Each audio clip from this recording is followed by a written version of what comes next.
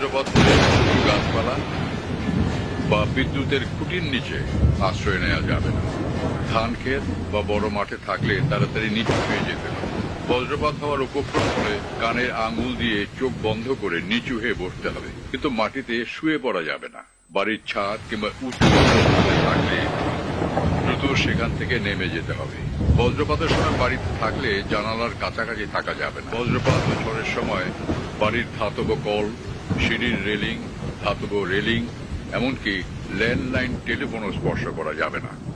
বজ্রপাতের সময় বৈদ্যুতিক সংযোগযুক্ত যেমন টিভি, ফ্রিজ, কম্পিউটার জাতীয় যন্ত্রপাতি সুইচ বন্ধ করে এগুলোর প্লাগ খুলে ফেলতে হবে। বজ্রপাতের সময় নদী, পুকুর, জলাবদ্ধ কোনো স্থানে থাকা যাবে না।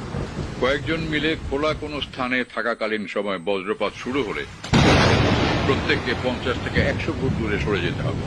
চামড়ার ভেজা জুতা বা খালি পায়ে থাকা খুবই বিপজ্জনক। এই সময় বিদ্যুৎ অপরিবাহী রাবারের জুতো ব্যবহার করতে হবে।